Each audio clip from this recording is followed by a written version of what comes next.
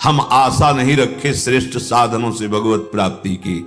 हम लाडली के गोरे चरणारविंद की ठसक से हमारी हम सबकी शरणागतों की निश्चित निश्चित निकुंज प्रवेश। और निकुंज कोई बातों में रखा है? हाँ, निकुंज की बातें करो, निकुंज की बातें सोचो, निकुंज की बातें चिंतन में करो, निकुंज में जीते जी पहुंच जाओगे सशरीर। शरीर ये तुम्हें दिखाई देगा और तुम घूमोगे निकुंज में प्रिया प्रीतम के साथ। हाँ, पांच भौतिक शरीर नहीं होगा, वो चिदानंद शरीर वो आचार्य दे देते हैं। शास्त्र भगवत विमुख करने के लिए किसी को भयभीत थोड़ी करते हैं कि अरे ये तो पहाड़ है, हम तो नहीं चढ़ पाएंगे। ऐसा नहीं है। भगवत प्राप्ति जैसा सरल कुछ है ही नहीं, कुछ नहीं है। आप सच्ची मान लीजिए। कठिन है संसार की प्राप्ति, क्योंकि ये न था, न है, न रहेगा। सरल है भगवान की प्राप्ति, सुलभ है भगवान, क्योंकि थे, हैं, रहेंगे। ऐसे मूर्खता भरे वचन कभी अपनी श्रवणेंद्री में ना डाले कि अरे भगवत प्राप्ति तो हम लोगों को कहां होनी है। नहीं नहीं नहीं, ये सारे दुर्गुणों से भगवान तुम्हें अपनी कृपा प्रसाद से पार कर देंगे। जब भगवत प्राप्ति की बात होती है तो बहुतों को ये लगता है कि भगवत प्राप्ति कोई सरल वस्तु है, कोई खान पान की वस्तु है कि खान पान करा दो हो गई भगवत प्राप्ति। अरे बहुत कठिन भगवत प्राप्ति है। किसी ने कहा कि भगवत प्राप्ति कोई बर्फी रसगुल्ला है कि खवा दो और हो जाएगी भगवत प्राप्ति। तो देखो, इस शब्द पर विचार करो। बर्फी रसगुल्ला प्राकृतिक वस्तु है, आपसे बिल्कुल अलग वस्तु है। आप चैतन्य घन हैं और वो जड़ वस्तु है। उस जड़ वस्तु के लिए प्रयत्न करना पड़ेगा। प्रयत्न में सफलता हुई तो स्वादयुक्त पदार्थ आप पा सकते हैं, वो भी आपकी रसेंद्री ठीक हुई तो। लेकिन प्रभु की प्राप्ति में बिल्कुल बिल्कुल कोई भी कठिनता नहीं, क्योंकि वो हमारे अंशी हैं, हम उनके अंश हैं। इसके लिए कोई साधना नहीं है, हम सिद्ध वस्तु के सिद्ध अंश हैं।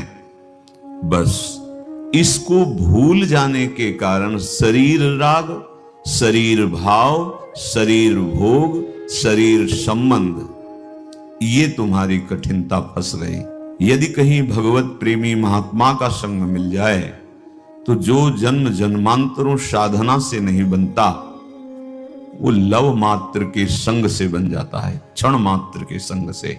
समस्त संगों का त्याग कराने की सामर्थ्य सत्संग में है। ये एक पक्ष हुआ।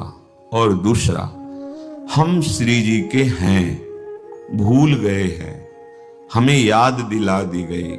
आपकी कृपा से गुरुदेव, आराध्य देव, मैं स्मृति को प्राप्त हो गया कि आप मेरे हो। निश्चित भगवत प्राप्ति। रसगुल्ला तो बहुत दूर है, प्रभु तो इतने नजदीक हैं कि ये शरीर भी बहुत दूर है। इतने नजदीक प्रभु हैं। ये प्राकृतिक कोई क्रिया प्रधान वस्तु है क्या भगवत प्राप्ति? बहुत पसीना जो चुआ रहा है, बहुत कष्ट सह रहा है, तप करते दिखाई दे रहा है, यही तो भ्रम हो जाता है।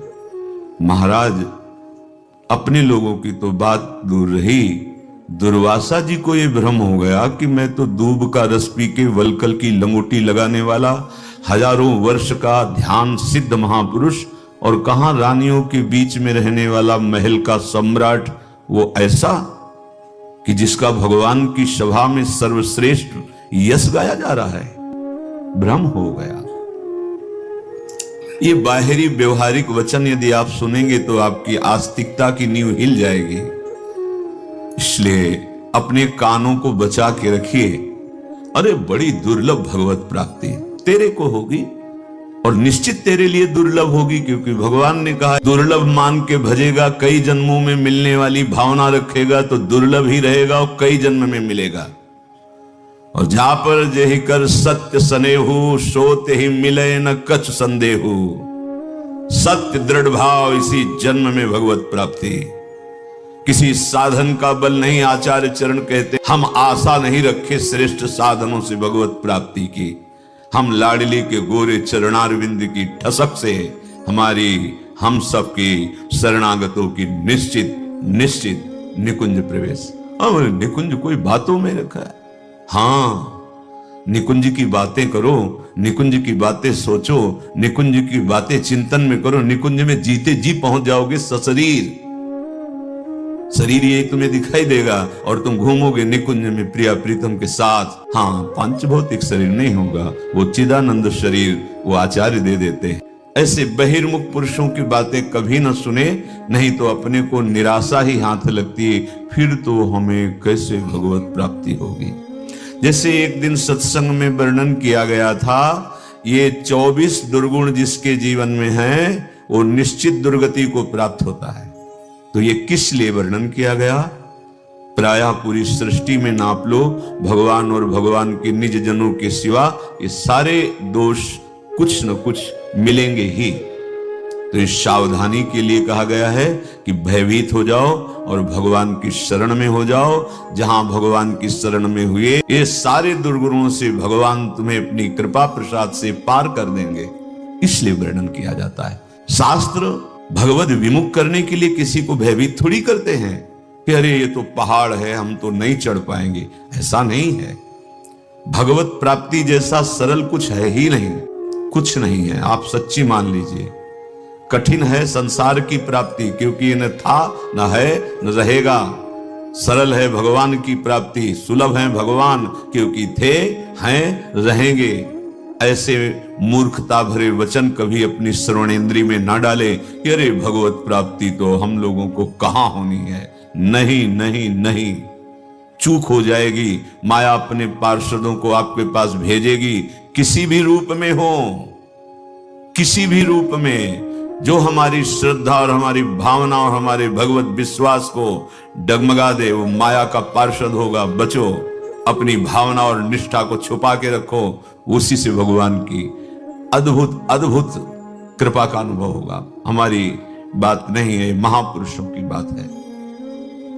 चलते हैं, श्रीपाद प्रबोधानंद जी महाराज कह रहे हैं, स्वामिनी बहुत समय हो गया वृंदावन रहते हुए आपका आश्रय लिए, क्या मैं आपके मुखारविंद का दर्शन नहीं कर पाऊंगा? क्या आपकी वो मनोहर भ्रकुटी जिसके तनिक वक्र होने पर अखिल लोक चूड़ामणि लुटते हैं, वो मंद मुस्कान जिसमें अद्भुत प्रेम वर्षा होती है, वो प्रफुल्ल कनक वर्ण आपका मुखारविंद, क्या मैं अपने नेत्रों से नहीं देख पाऊंगा? इतने बड़े महापुरुष वृंदावन रस में अभिषिक्त चित्त, क्या इनको श्री जी के दर्शन नहीं हुए? ऐसी लीलाओं का वर्णन है जिसमें 7 श्री जी के हैं, श्री जी के 7 हैं, श्री जी के श्रीअंग का श्रृंगार कर रहे हैं, पर ये प्रेम है। खिला हुआ स्वर्ण कमल जैसा आपका मुख मैं क्यों नहीं देख पा रहा हूं? कब देखूंगा? कब आप कृपा करेंगी?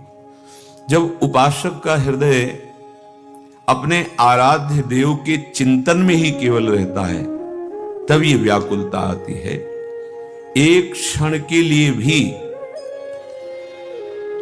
उसके मन में अन्य कोई चाह उत्पन्न होती ही नहीं है। अभी लक्ष्य नहीं बना प्यारे, सच्ची मानना, लक्ष्य नहीं बन पाया, इसलिए ये बात नहीं आ रही। नहीं, इसमें साधन प्रधान नहीं है। ये यह गुण साधन ते नहीं होई, तुम्हारी कृपा पाओ कोई कोई।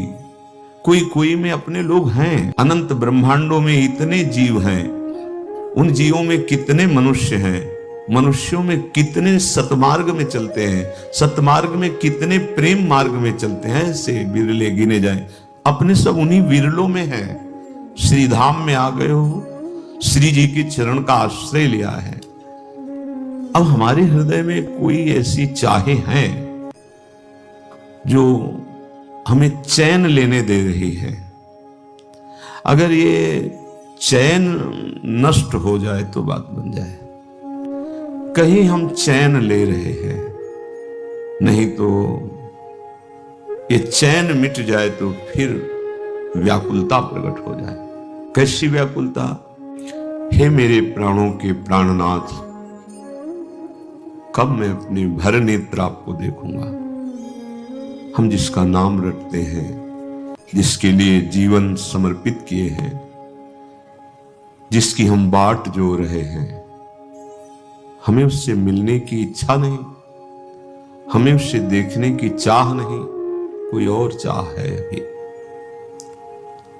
नहीं, हृदय तड़प उठता है। कब ऐसा होगा कि आप युगल गलबैया दिए सामने लालजू के अधरों पे बंशी, उसमें मधुर स्वर गूंज रहा है, प्रिया जो लालजू की तरफ देखकर मुस्कुरा रही। कब देखूंगा? वो कब दिन लाओगे प्रभु? क्या चाहते हो? जैसा चाहते हो वैसा बना लो ना, आपको समर्पित हैं, आप जैसा चाहो।